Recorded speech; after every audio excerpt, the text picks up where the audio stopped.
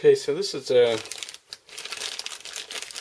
first time through. I'm going to hopefully install this Paraflex paracord cable on a Zowie EC2-B.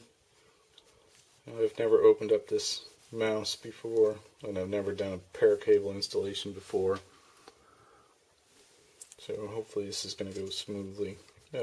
Actually, it hasn't gone smoothly so far, because at first I thought the mouse was going to open up by removing these glides and then the screws would be underneath, but that doesn't appear to be the case. And I did a little bit of searching on YouTube, and all I could find was reviews of this EC2-B, and no disassemblies. And the EC2 or EC1-B earlier series, it's a different glide up here that someone was removing. So I'm starting from scratch. I really don't want to mess this up because it's brand new. But so pushing around on this label here. So one of the videos of opening up these Zowie mice was showed the screws being underneath the label, not under the glides, like I was thinking. So anyway, I can kind of feel a depression there when I push, so I'm hoping that the screw is under there. I'm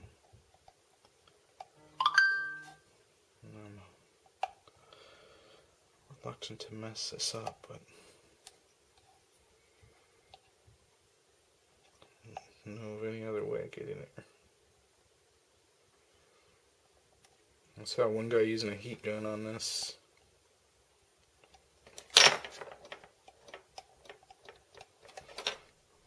Which is perhaps not a bad idea. I have a heat gun sitting here, but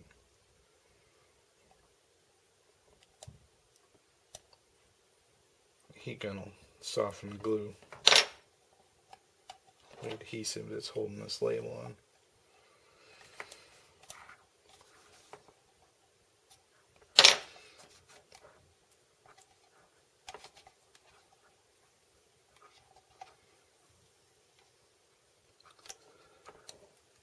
So yeah, so there's a screw, one screw there, Phillips head.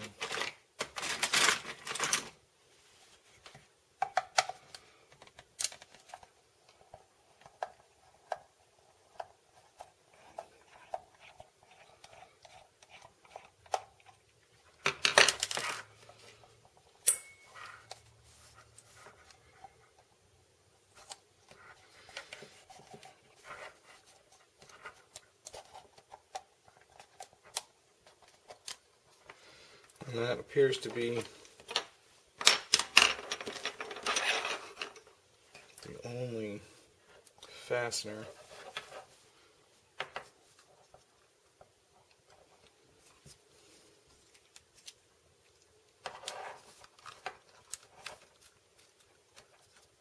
Although it's not coming loose at the front.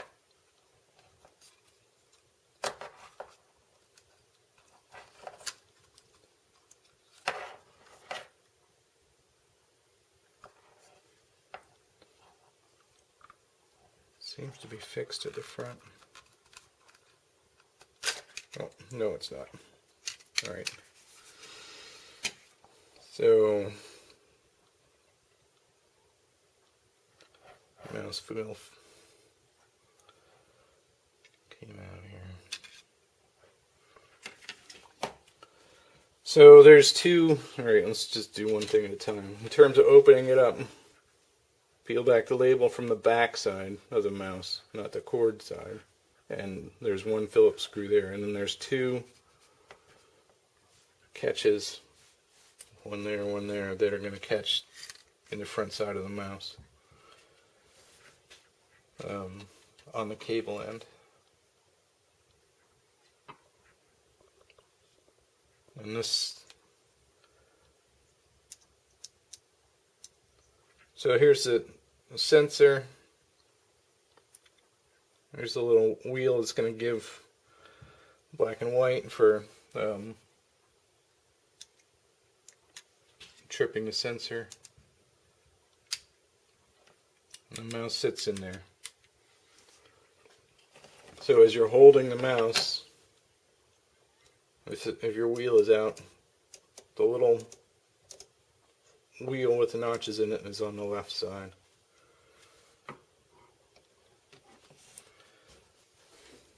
And I'm going to take some pictures with my phone about the routing of this cable. So the cable comes in, runs to the right, underneath this PCB, and then comes around to the rear. The cable covering ends just forward of the plug. And this mouse actually has a nice molded junction there that sort of makes like a 30-degree or 60-degree angle there. It turns sideways and comes down, which I'm not going to be able to exactly replicate with the paracord. So anyway, I'm going to take a picture of this cable routing.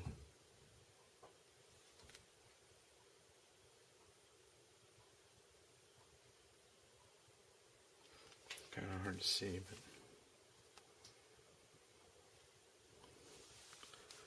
but alright, so next step in removing the cable is another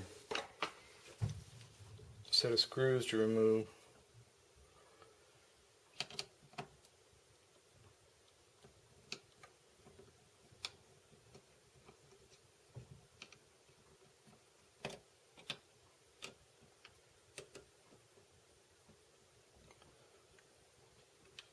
One, two, three. I'll hold that printed circuit board on. Looks like there's a spot there for a screw up front, but there's no screw in it. These are labeled N2, N3, N6 on the board. It's one N4. There's nothing there. There's two in the front and one at the back. Maybe they decided it was not needed once they started making it. Who knows?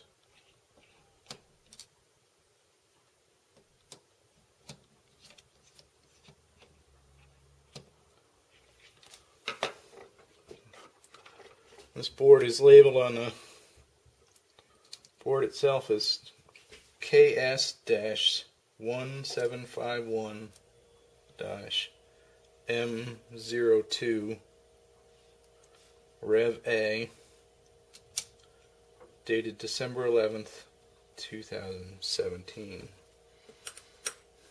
Roughly 1 year before I bought it. Alright, so I'm going to set this mouse wheel aside since it's not going to stay where it needs to be. And I'm not going to unplug that ribbon cable that connects the mouse wheel.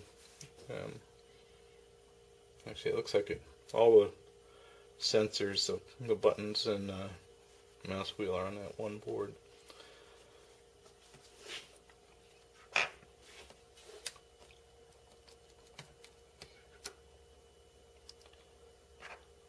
So the original cord comes in, makes a right-hand turn, comes down. There's a recess. It gets pinned into the board.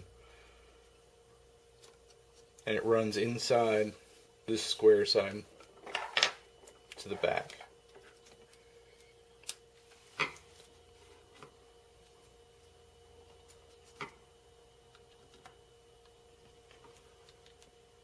Okay, so the best way to do this is not to pull up on that, because hopefully I didn't mess that up already, but you want to come in under here. There's a little gap.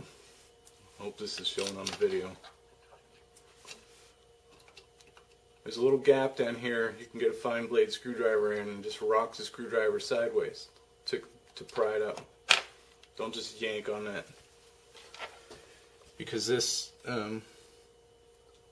where it's fixed to the board is pretty light construction there. Alright, so there's this paracord. I'm going to untangle this thing. I know this isn't really what you came here for, but look, when you hold the cord and turn it, hold the cord in your right and your left hand, turn it with your right. If you're left-handed, do it the other way. You want to give this a twist, like that. Especially with that paracord, the wires inside that are gonna be super fine. So give these things a twist. And when you unwind them, just let them fall, like gravity unwrap it. Okay? Enough of that.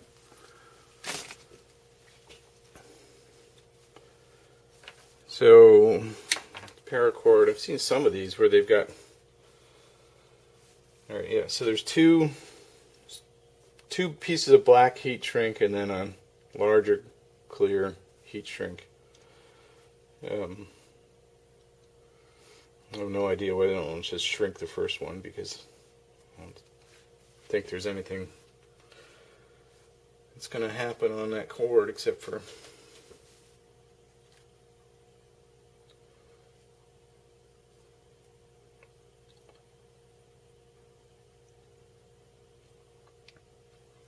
so I'm going to set this heat shrink to partially overlap the end of the cord, not completely overlap the end of the cord. I doubt if it's going to shrink down tight enough to hold these fine wires in place, but it might. So there's two very small catches here. There's this side of the plug that's got these verticals. It's going to line up over here. Those verticals are going to sit in that recess. So I'm going to try and shape this wire towards where it's going to go. Paracord's video on their website, well, the YouTube video that they've linked from their website, shows them using a lighter. You can use a lighter. You can use the end of a soldering iron. I've heard some people say you can use a hairdryer, but I've got a heat gun and I'm going to use it. So there's the end of the braided cord. Heat shrink is over sort of 50-50. This heat gun is a little bit low powered. It takes a bit of time to heat up, but it's doing the job. If you're using a lighter, the idea is not to put the heat shrink actually in the flame. Just get the flame next to it. It's kind of hard to tell from the videos what they're doing. But if you've got a heat gun, you definitely want to use it. This is a nice heat gun. It's not one of those monstrous. I've got one of those monstrous ones that used for stripping paint, but this is much better suited to this. So hopefully this is coming out in the video. The way this camera's set up, I can't see the screen at the same time. But 50-50 here, more or less. And it did shrink down pretty nicely to be tight on those wires. So I made it. I tried to shape that cord so it just runs forward, but the original, it runs backwards.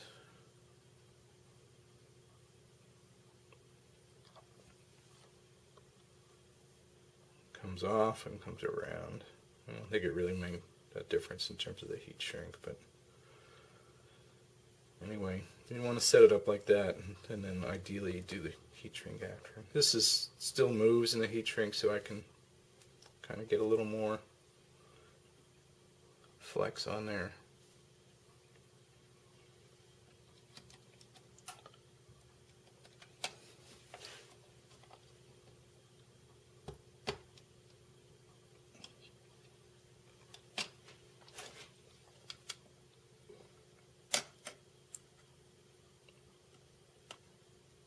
So that's tight. When it comes to take it apart, I'm just going to go back to sort of what I did before. There's a real fine gap right there, which actually seems to be smaller with this paracord than it was with the original Zowie. But the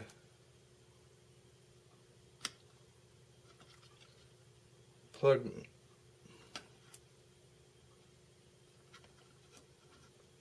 moves around enough to get a fine bladed screwdriver under there. Kind of expected that to be tighter at this point when it's plugged in, but it's not. So, alright, anyway, it is what it is at this point. So, I'm going to run this paracord up along the square edge of this internal frame, jump over into the notch, jump over into the new notch, or the upper notch. It's going to make a hard left-hand turn and a hard right-hand turn. So this up here, this area is where this strain gauge needs to go, strain relief.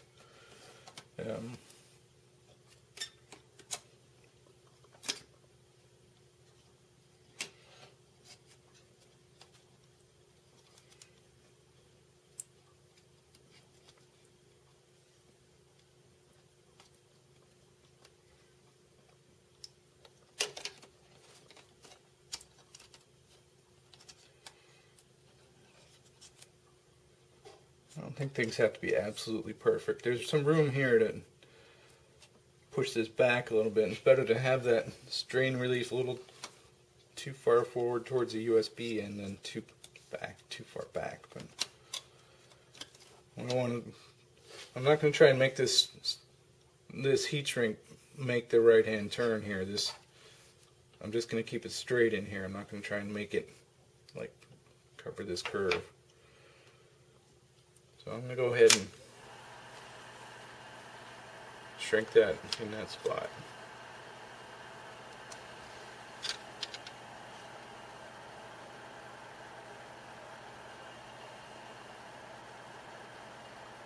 Like I say, this is not a very powerful heat gun, so it takes a minute to get up to speed here.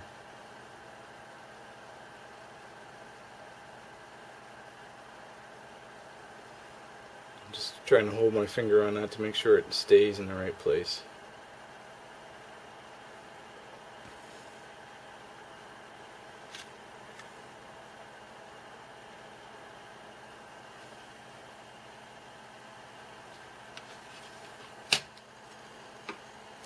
And then what I'm going to try and do is get this clear one just at the back of it without. I'm going to try and get the clear one to overlap.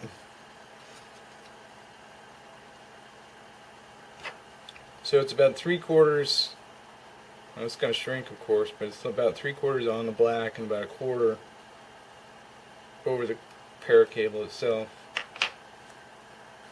I'm going to shrink that right there.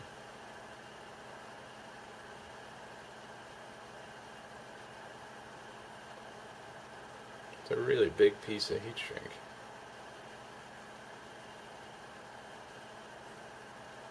But it is, looks like it will shrink down all the way.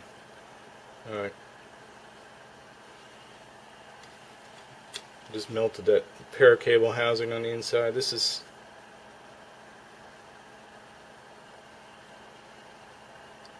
you want to take your time. This big heat shrink when you're shrinking it, it'll keep shrinking, but you just gotta give it time. Don't heat it up too much. Thankfully, part of that paracord that I kind of melted is.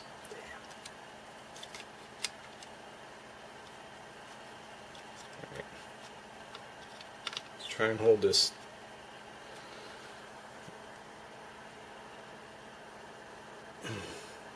In a way, a lighter might even, well, I don't know. I saw one guy using a really fine flame on some sort of, it's almost like a really small barbecue lighter. I'm not sure what he was using there. A heat gun, of course, has got like a like quarter-sized surface, so it's not just directing the heat right on the heat shrink. Heat shrink's hot, but It's not shrinking down all the way. So anyway, at this point, I don't need to get too fixated on what's happening up here. I just need to make sure that the cable is routed under the PCB board the way it's supposed to be. Then I'm going to put those 3 screws back in.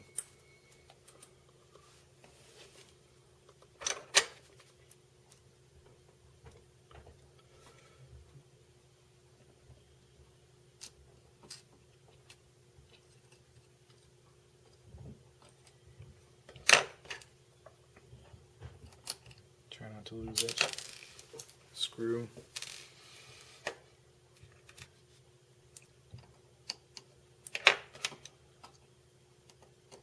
When you're reassembling screws, turn them backwards first until you feel it drop in the notch. You hear that click? That was it dropping into its original threads. You don't want to cut new threads.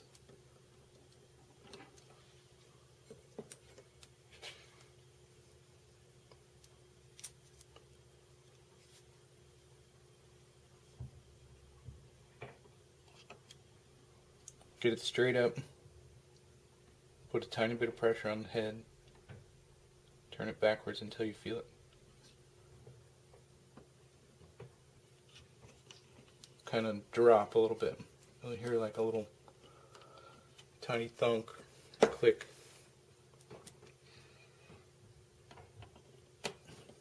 When the screws line up, when the threads line up. There. And then go forward. That applies to anything you're putting a screw back into, but it's important for, like these, the screws probably just cut their own threads. Alright, so we need the scroll wheel. There's this sensors, that clear little piece on the left. This scroll wheel's got a couple of legs that sit down. Turn this around.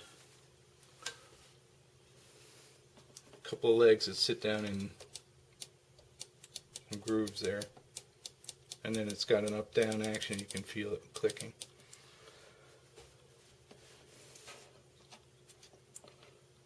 So at this point, what we want to do is make sure that that strain relief is in the right spot.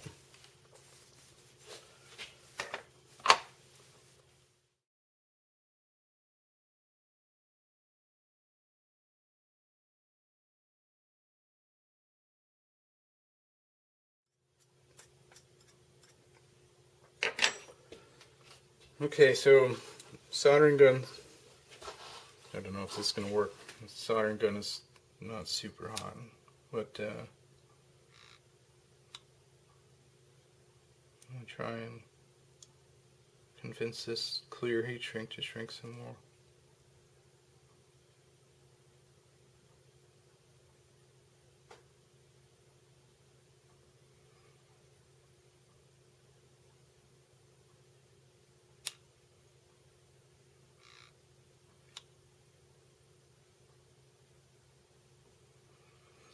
Can't say I see any changes.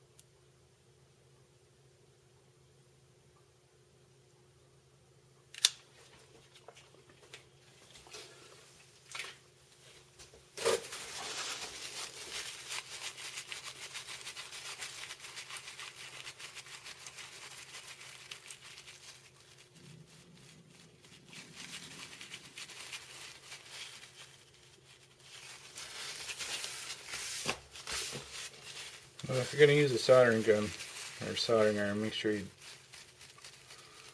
strip the tip off first. Having a bunch of solder flakes inside the mouse is not going to aid its performance.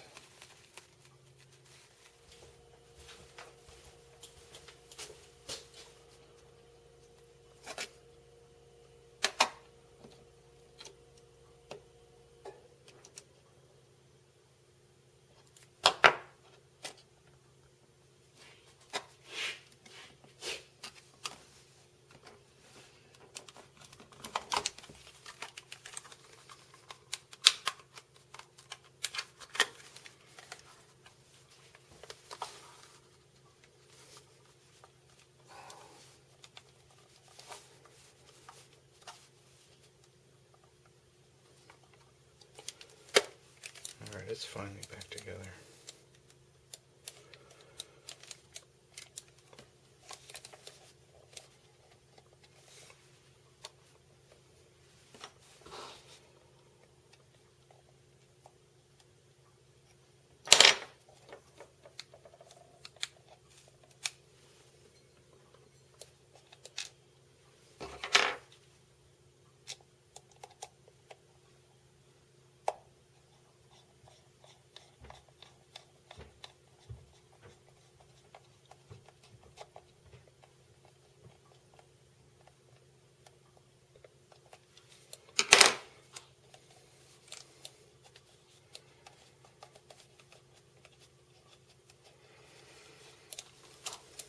Okay. I don't know if this is going to zoom or not, but I'll give it a try here.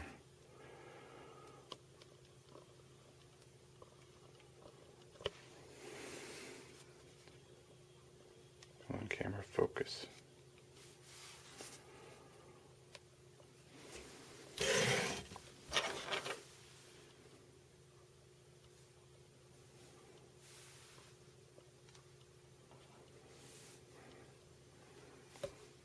Camera is just an exercise in frustration here. Well, I don't know how much you can see, but so the white outer heat shrink is largely inside the mouse, and the black heat shrink is sticking out. Seems to be pretty ideal the way it's set up now, because it's clamped tight.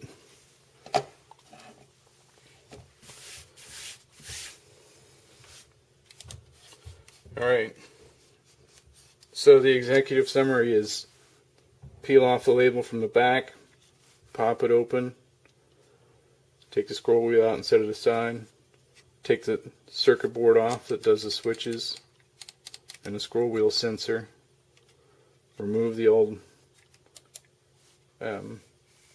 the original mouse cable from underneath that PCB, use a thin bladed screwdriver to twist in the back of that mouse wire socket.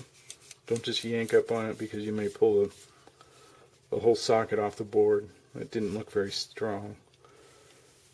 Set the new one in there, do the heat shrink, and then what ended up seeming to help for me was squishing this sideways. This not too tight, you got wires in there, but squishing that white heat shrink sideways to kind of help it fit into the top of the case better.